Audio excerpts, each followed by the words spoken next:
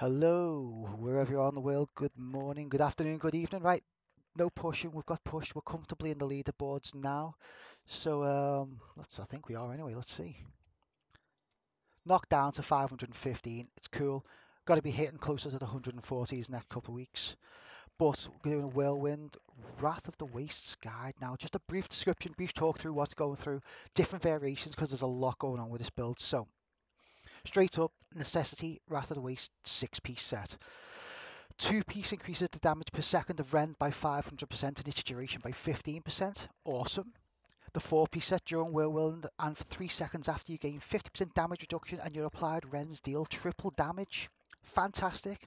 Whirlwind gains the effect of RothDiablo's rune and all Whirlwind and Rend damage is increased by 10,000%.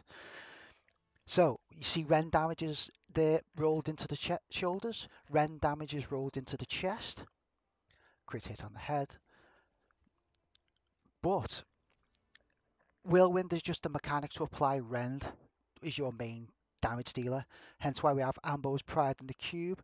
Attacking with Whirlwind also applies Rend and the damage of Rend is dealt over 1 second, the total damage. This is a great piece of kit. So that's why we have physical damage on the Squirt's necklace, which is a requirement I'd say. Not the best roll, but it does the job. And Mortal Brace. Physical damage again. Strength aura is 6% crit chance. So it's the general rule of thumb. Shoulders, cooldown, helm, main attack damage or crit strike. Gloves you want crit crit, rings you want crit crit, belt and legs for survivability, for example. 6% crit damage on the helm, strength fight. Strength fight or res, rend damage on the Pauldrons of the Waste. It could do with cooldown because at the moment my cooldown is terrible at only 29%. It's okay. Obsidian Ring of the Zodiac kind of dispensates some of that. So Gauntlet of the Waste, strength fight, crit hit damage, crit hit chance. You could have area damage instead of Vite, you know what I mean, or attack speed if you wanted. COE, strength crit crit, cool, only 93 instead of 200, that's fine. Bandamite crit crit, it's not the best Bandamite, but it does the job. Tacit of the Waste, pants again, strength fight or res. Like I say, with these you could put life in there instead of all resistance, but I prefer the all resistance, just personal preference. Boots aren't the very best boots. Life regen per second is kind of a waste. I'd rather armor on that. I might actually roll them now for armor because regen life per second is kind of a useless stat. So this is where we come to customizing our gear. Now some of you know about it, some of you don't. So life per second, I don't want that. It's useless. Even though strength is our main stat, gives us armor anyway. You can stack that up as much as you want. Let's say I can't get Rend on the boots, can I? No.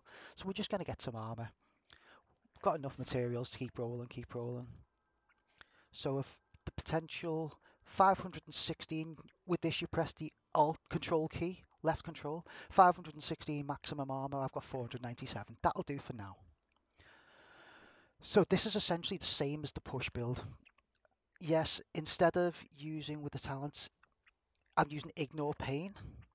Because people have been using, I know some of the other guys are saying, what is it? I use Battle Rage. Oh, is it increase your?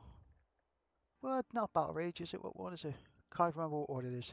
But use one of the shouts anyway, or War Cry or something. Battle Rage.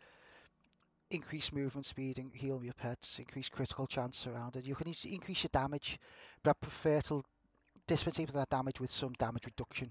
Because Ignore Pain essentially halves your damage reduction, doubles your toughness. As you can see when 144, 289, so yeah, million. So doubles your toughness, Ignore Pain. I'd rather the toughness because this guy can be a bit glassy sometimes. The gems reduce the cooldown of all skills by 12.5%. Awesome, because you know if you put a diamond in a helm, reduce cooldown of all kills, blah blah blah. That's great.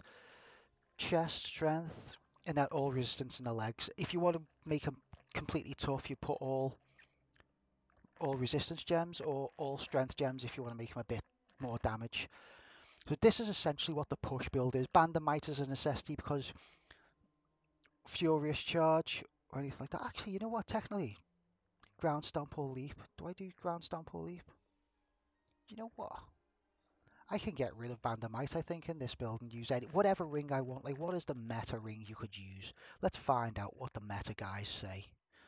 Because Bandamite, right, I've just realised I'm using it, and it kind of has no purpose. Because I don't use Furious Charge in this build. So, let's see what the other guys are saying. Just realised that then. I didn't even realise I was using Bandamite. So, Bandamite, Convention of the Elements. Convention of the Elements. Still using Bandamite. It doesn't really make sense using Bandamite, to be honest. I need to implement Ground Stomp into this, so this build I can mesh around with and implement Ground Stomp where Sprint is, basically. Because I never use that for at all, to be honest, so it's only for the speed build I use this, so I'm actually going to save this build there. Save it as another speed build, whirly push build.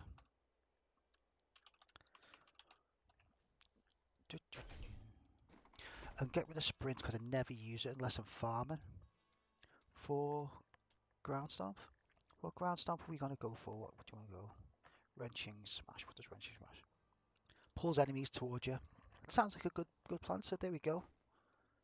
So we'll save this whirly push. Give it a nice little icon there. See, this is me messing around with stuff because I don't push with this build, so I'm just setting this up in case I want to. Okay. Because I use this as a specific farming build, so obviously wants a bit of speed from Sprint. The weapon options you get are there's 3 variations with weapons, so as you can see I've built up a lot of gear for my other builds as well. So what I'm using quite now is the Bul-Kathos set, Bul-Kathos' Oath. So Warrior Blood and Solemn Vow, 2-piece set.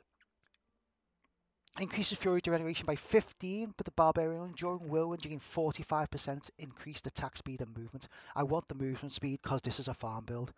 If you push, you generally use Slander and Rogue. Every time you attack with a prime resource, gain 6% increased attack speed, damage and armor for 5 seconds. This stacks up to 5 times. You'd have to look after your Fury regen, because as you say, I never run out of Fury using these guys, but it's personal preference. There's other people putting a Furnace in the cube and actually equipping Ambos Pride with In-Geom, because these all work in synergy. I think there's a lot of personal preference and ambiguity with this. So it depends what works for you, as your playstyle works. I think I'm not sure. I've not had time to test which is better than the other. But you've got 3 options of weapons. They say Ambos Pride, Whirlwind also applies Rend, damage of Rend is dealt over 1 second. And In-Geom, your skills and cooldowns are reduced by 9 seconds, 15 seconds after killing an elite pack. That's awesome. So that would negate the fact of needing to use an Obsidian Ring of the Zodiac, and you could maybe, I would suppose, with the In-Geom. But whatever you would use, whatever you think's good. Like I've seen people using Traveler's Pledge, Compass Rose set. Oh, you know what I mean? On their focus and restraint, I don't think really works with this build, but Traveler's Pledge, Compass Rose could work. But I'm sticking with the squirts because I think it's better. I do want to keep the Band of Might for the damage reduction. If I was going to push with this build at the moment, it's got no purpose. It's just there as a stat. Because I haven't got any of those equipped because it's a speed farm build and a farm build. This, like between level 105, 110 greater rifts, 2.5 minutes, 3 minutes, keep banging them out. Go pump up those numbers, pump up those paragons, and hope for the gear drops, especially with the double primals, because we've completed and filled in the Altar of Rights at the moment. Hence why we've got the Wings of Terror equipped.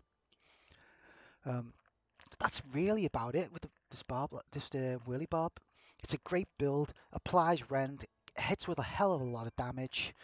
When COE kicks in, it's lovely to see, but it's just personal preference. I say this is a speed build, one of speed farm builds.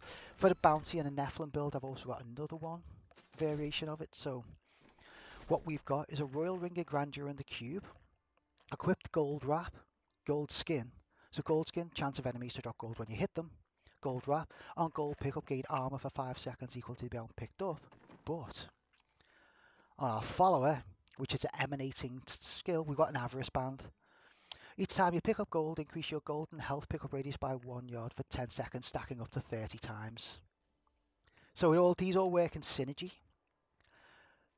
And back in the cube, we have Warrior Arm Guards, if that's pronounced correctly. Every time you destroy a wreckable object, you gain a short burst of speed.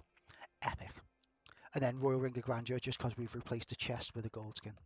This would be my speed farm for nefs and bounties because it just works. Let's just throw them in a nef. I'll show you what I mean.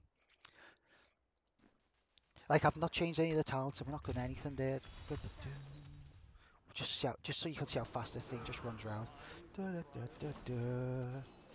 See if everything dies quick enough.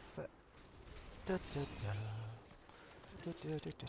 just gonna go through, kill everything. This is a terrible run, but oh well. You can see, you know what I mean? It just races through things, does things. Destroy a record block, but get some speed. Everything's still getting one-shotted. We don't have to worry about this. We'd normally go for, like, this is going to be a slow rip compared to normal, but just show you an example of what it does.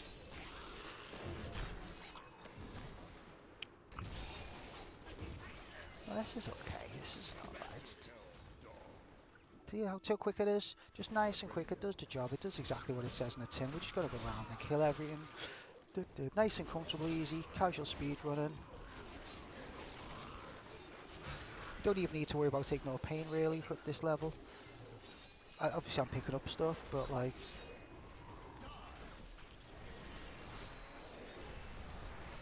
Yeah, just a nice farming build really. We've still got Nems on our followers, so you still get the bosses from any pylons.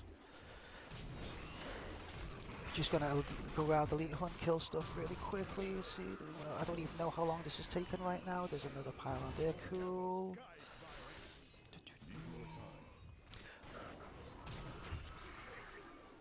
Where's all the mobs? Come on, die dudes.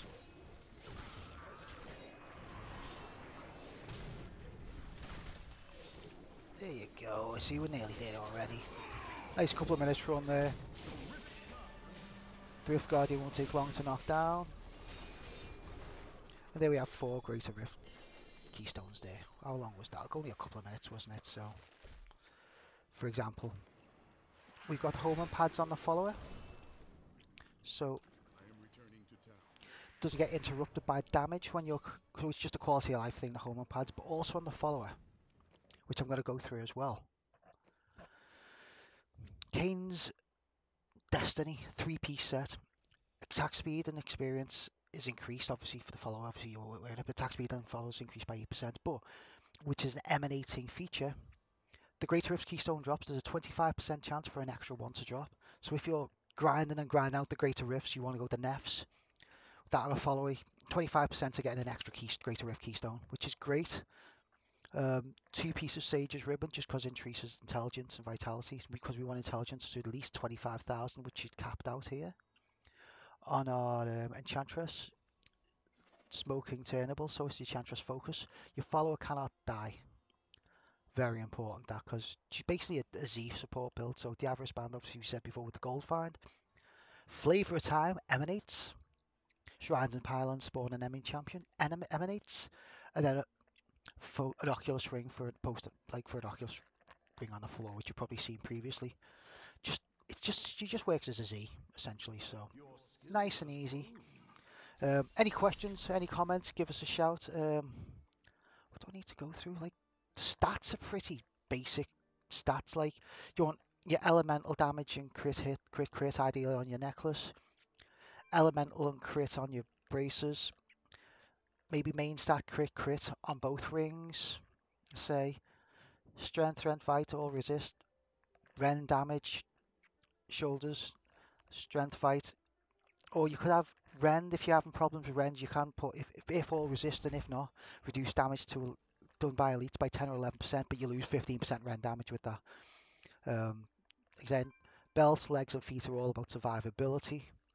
And then your weapons, choice of the Slander and Rogue. Oh, that's what I'm talking.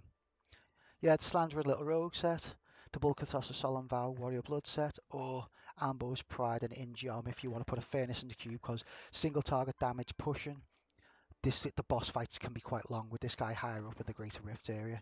But yeah, any questions, any comments, feel happy to subscribe, like, enjoy. Got the Twitter there. I've just set up a Discord channel as well. If you want to follow it, just look for me, RothDiablo. Twitter is Roth_Diablo.